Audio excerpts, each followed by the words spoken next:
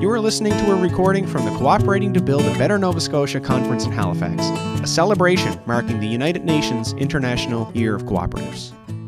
Alors bonjour tout le monde. Good, welcome again, everyone, back to the part where we do the visioning for the cooperative sector movement of Nova Scotia. I hope people enjoyed last evening. Did you? Was it good? Right? Yeah. It was really fun, I thought.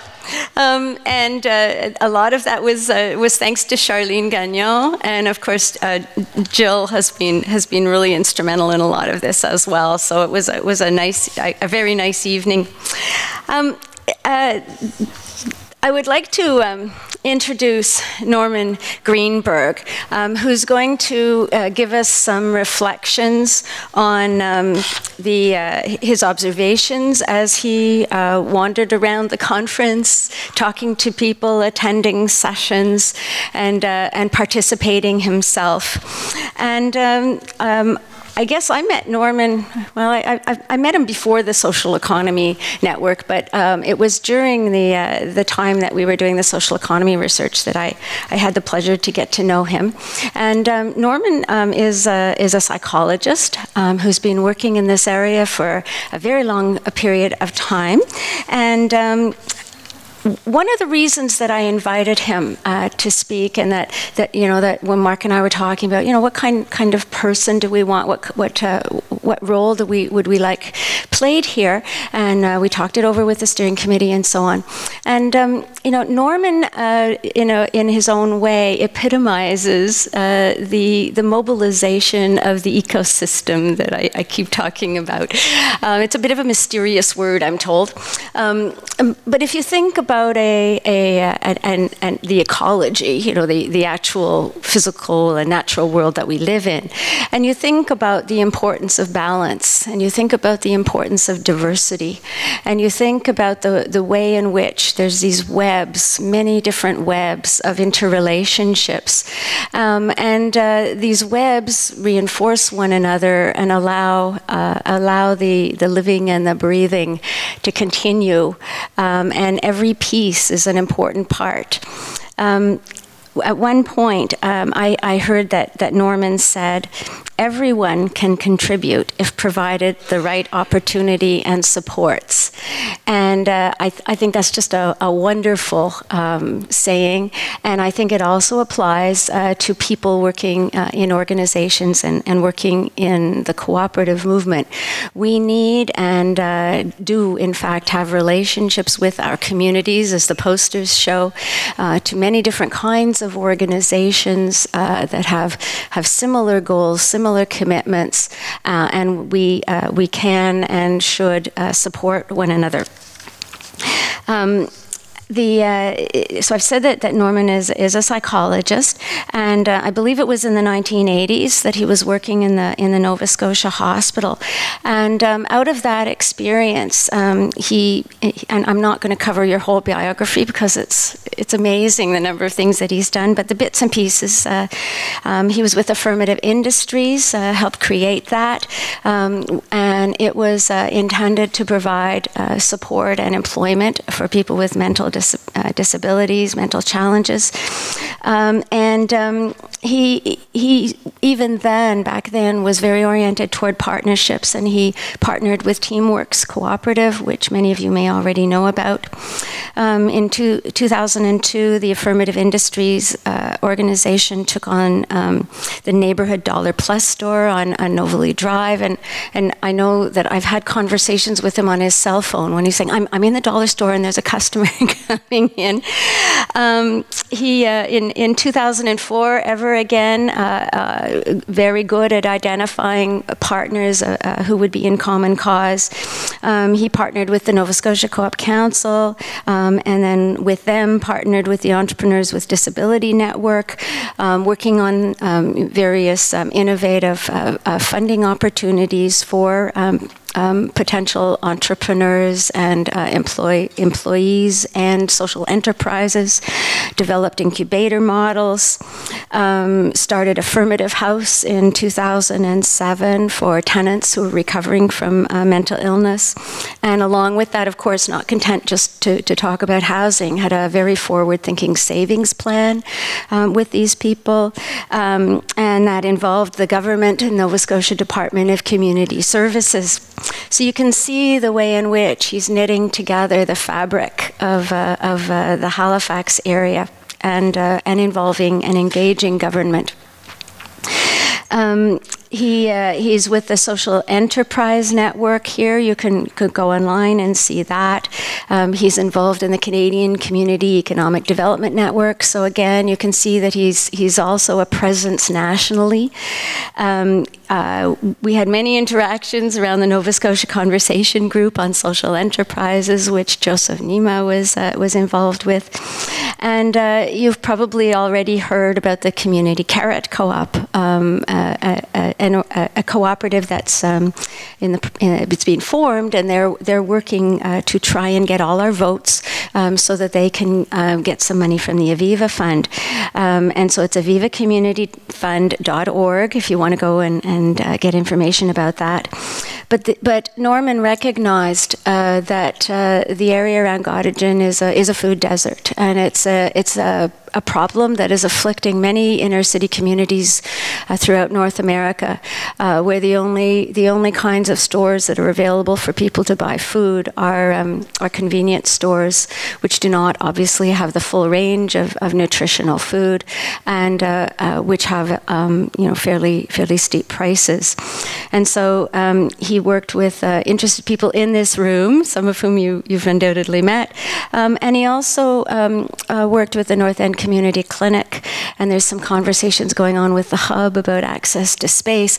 So I think he just really epitomizes for us some of the kinds of activities, and I would say these are entrepreneurial, maybe not in the conventional sense, but he's able to identify opportunities.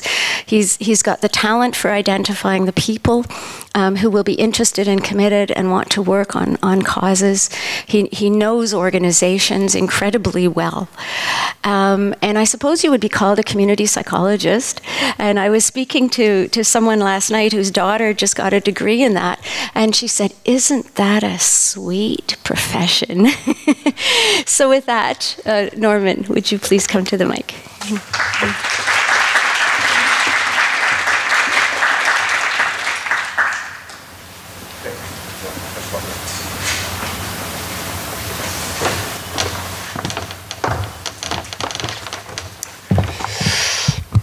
Good morning.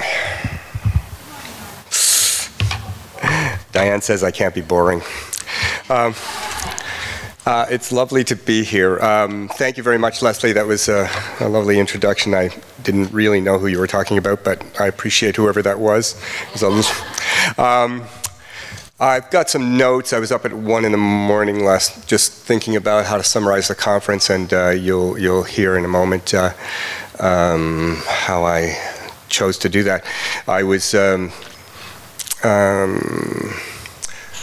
first, I guess I just want to thank Leslie and Diane, and it's wonderful to be here in a group of people who are involved in socially enterprising activities in cooperating. So I want to thank the organizers. I think this is kind of the opportunity that needs to be replicated annually. I kind of feel like we do this occasionally, but not regularly enough for it to catch fire. We'll talk about that in the visioning session. And you'll hear a little bit about that in my remarks.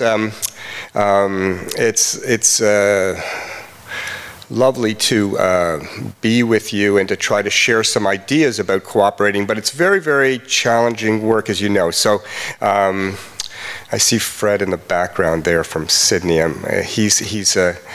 a star in my eyes in terms of trying to make cooperation work in Sydney, and has done yeoman's work up there to try and keep things alive for mental health consumers. And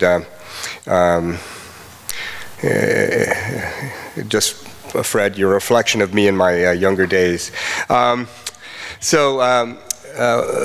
guy, this is trying to get off on a lighter note because I don't know how to sing or dance, and a friend of mine, Tim Mary, he does sort of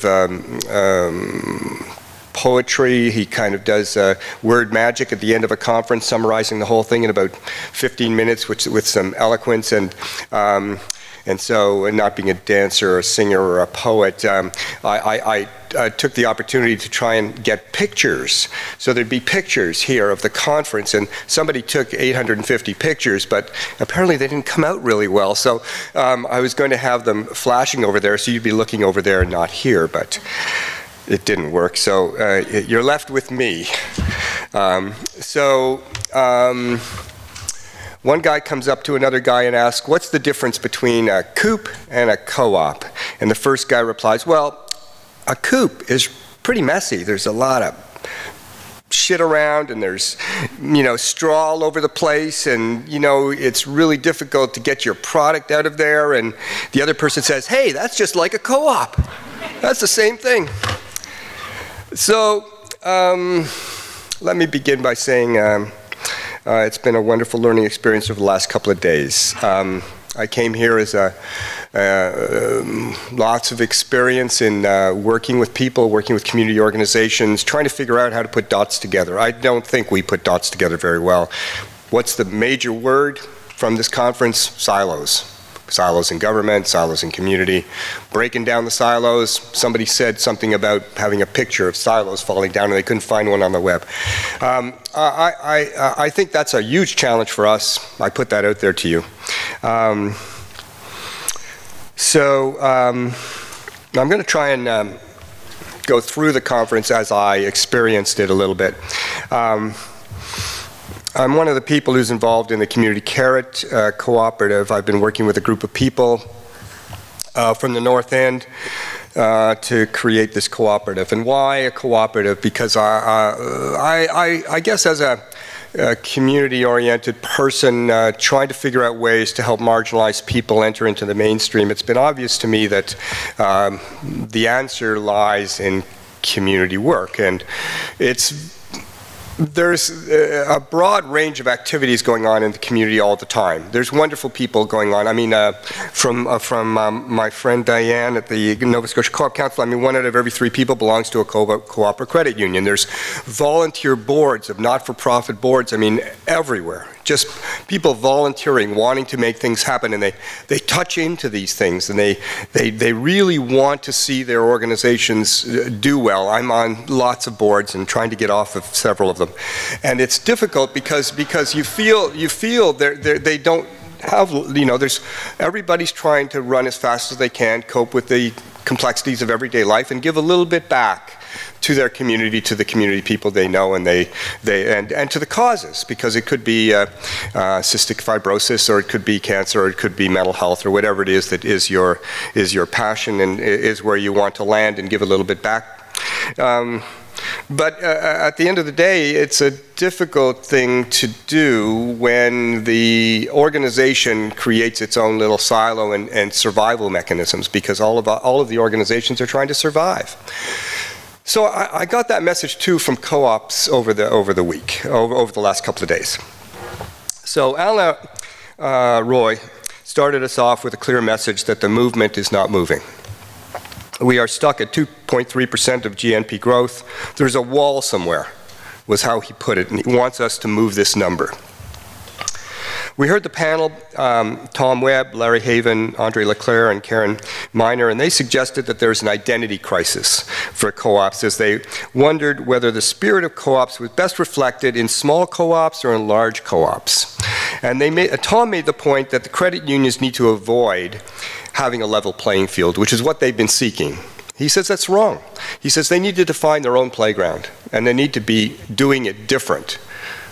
Because co-ops are different. This is a different kind of thing. Yes, you have to be successful financially, and credit unions need to be successful financially, but they need to be different. It was at the session on putting principles into practice with Amanda where I learned that the principles are very clear. They're not very difficult to do, but they need to be audited. People need to know whether or not they are reflecting all of those principles. Amanda was centered the work on sustainability, and the discussion in the room was that it was challenging to identify how people were using sustainable practices in their co-ops.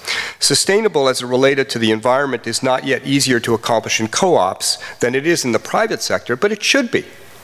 It should be easier in co-ops because that's one of the things that we want to see happen, is that there's some kind of awareness of the environment and a knowledge about the environment and a desire by the co-ops to actually put that on paper and say, this is how we're going to do that. And we talked about it in the room, and it was a lively discussion around how challenging it is for small co-ops trying to survive to be able to do that. And in some ways, even to do an audit at the end of the year on any of these features, on your financial features or your social features or your sustainable features, which really isn't clear. Amanda said that in the principles, there's a little word of sustainable under community concerns. But community concerns is a principle, but then there's a whole bunch of things under there that aren't, that you could pick out and either do or maybe you don't do. In the afternoon, I was forced to pick a session where I wanted to attend all three sessions. The session moderated by Joseph Naima would have helped me understand the tensions within government and community in supporting social enterprises, social entrepreneurs, cooperatives, and the social economy. I ended up missing the session by Catherine Leviton-Reed on cooperative housing, which I really wanted to attend, and I went to the session on food security. Here I listened to Linda, Robert, and Debbie speak about their food-related co-ops, and I was very happy to be there. I was so impressed by their passion and by their desire to be successful both financially and socially. Debbie from Just Us had a comprehensive social mission that they're focused on. And she made the point, interestingly, that they didn't do this consciously, but in the beginning they didn't really put out there. Peter Huff would know this because he worked with them, but that they didn't really put out there that they were a cooperative at the beginning. They're really much more out there now as a cooperative. They put that out there in words in there, and they're proud of it. And I think that was an interesting comment that she made. She said that there's, everyone said that there was challenges by mainstream coffee, mainstream food suppliers. Robert's from the Granary on Agricola and talked about the fact that he's, as far as he knows, he's only one of 100 co-ops in North America that's run through strictly volunteers. So they have no paid staff, all volunteers. That's an interesting model. And hopefully, if the carrot is able to move, we'll work with Robert and work with the Granary and hopefully sell their products at the store.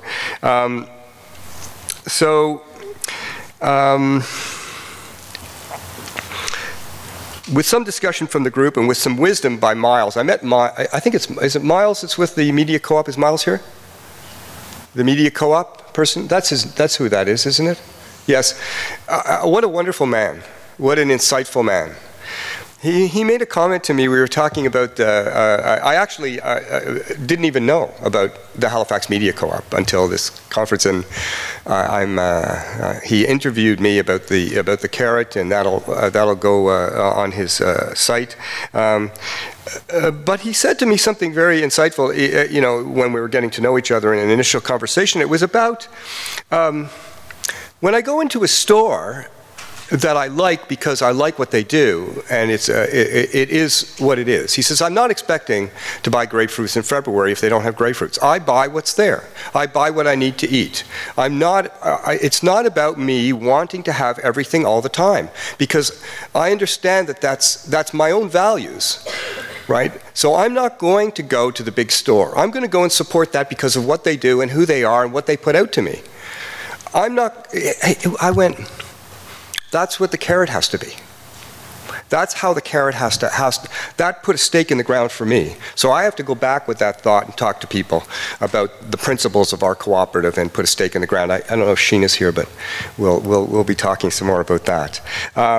Same has not worked, and we are headed down the same path, knowing that the solutions need to be different. That was Miles, right? That's right out of his mouth. I then went to the North End Business Parade last night. This is the North End Business First Annual. You know, I'm trying to cover all the bases here. The community carrot was in the parade, handing out carrots with little cards to vote, and you know, doing what you can. And it was a fantastic parade. Gwen, who's managing our website and is involved in the co-op, was there, and we all had a wonderful time walking down Agricola Street. And it was giving out candy canes, and there was kids there and horses with carolers, and gosh, it was just a community event. It was just lovely. And I'm walking back from Almond Street to get my car to come back here to hear the guest speaker, and I reflected on why I do this, and it was the parade, really. That's why I think you're all here, because there's something about community that drives us. There's something important that we're missing. I think government's missing it too, and Diane and I were just chatting about that too. There's at the heart of it is that change comes from community. So this is I'm not sure who it was. It could have been D'Entremont last night, but it was about the notion that change, the rural parts of the economy, when you want to use something that's been useful before, the use of economic development instruments that are used in third world countries can easily be used here but aren't.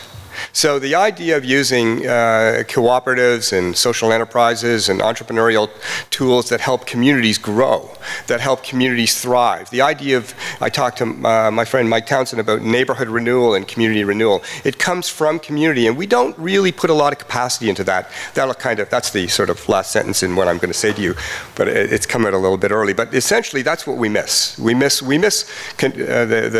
notion that there's very limited capacity in getting people together to talk, to figure out what their assets are so that they can figure out how to grow from the ground up. And that's what we help people do in faraway countries, but we don't seem to do it very well here. I returned in time for Delicious Chicken Dinner and the keynote by Simon D'Entremont, and he was focused on the future. And in his own words, while supportive and knowledgeable about the cooperative model, his work is aimed at economic development. His numbers of challenges regarding youth unemployment, the need for literacy, skilled trades, and new ways for providing energy struck me as very useful and needed, but not the whole picture when it comes to what we do. Right? It's economic development, not community economic development. Back to Alain Roy, we need to alter the DNA of cooperatives. We need to poke the bear. I love that. That was great. That was about credit unions. We need to poke the bear. The bear is just there, and nobody wants to poke the bear. The comment was, within the Occupy movement, there was this push to have credit unions maybe support some of the occupiers to have some opportunity to bank and to get into banking practice, and the credit unions went, oh my God, no, that's scary. We don't want to get involved with those people. I just kind of, I heard that yesterday, I went, and then somebody said, yeah, we need to poke the bear. I said, yeah, poke the bear. So we need to dare to be different. The social economy, based on what I've learned from Leslie, is an ecosystem. I didn't know that word. She had to explain it to me. But she's right. It is a dynamic range of people, communities, organizations, instruments. It's all the silos figuring out who are the people that you can work together with. As my friend Laurie Edgar in the affirmative industries has said to me, it's just the worst work, Norman. It's just the worst work. I hate that you do this, but it works so well. If you can figure out a way to partner, it works. But you have to figure out a way to do that, because that's the answer to all of this. Debbie from Just Us Coffee Roasters expressed it best when she said that when they started their co-op, there were mentors and there were government supports, and this helped them get off the ground. And if they didn't have that back then, they wouldn't be off the ground. However, they still do not fulfill fully the principle of educating others and supporting other co-ops. They buy from them, they sell to them, but they don't really educate them and work with them together. And she said that's a goal that they need to reach to. They supply other co-ops, but they need to do more in helping organizations like the Community Carrot, which needs a lot of support from the community so that the community understands the values and outcomes that a cooperative brings to its members. Because communities don't really understand cooperatives. A young student from Dal in the same session on food security said that she was born and raised in Antigonish, and it was only at her first conference that she heard of the Antigonish movement. And last night at dinner, I was sitting with Sidra, and she, who's out there, I think she's out there at the desk, or she might be in here by now. She's helping with the conference. She's a student of Leslie's. And she commented that it was only in her honors year, her 4th year with Leslie Brown, that she understood cooperatives and what they were and what their values were. And she lived in Sydney her whole life, and her parents were members of the co-op there, and she shopped there every day her whole life. So isn't that the message? Isn't that what we're not doing? So people in the north end of Halifax do not understand cooperatives. I'm having a really hard time engaging them in this process. Okay, let's see where we go. So that's about it. Meeting you over the past couple of days, seeing the co-op radio station. I love that, an event radio station that's a co-op. What a great idea. I'm just thinking about other events that I can invite them to so they can put the event on the radio. What a simple thing. What a wonderful thing. Sharing the challenges of the current economic model make me more determined than ever to seek ways to create the new DNA that Alain Roy called in for cooperatives. I look forward to the visioning session, working with you over the next couple hours, and seeing if we can connect a few dots. Thanks a lot.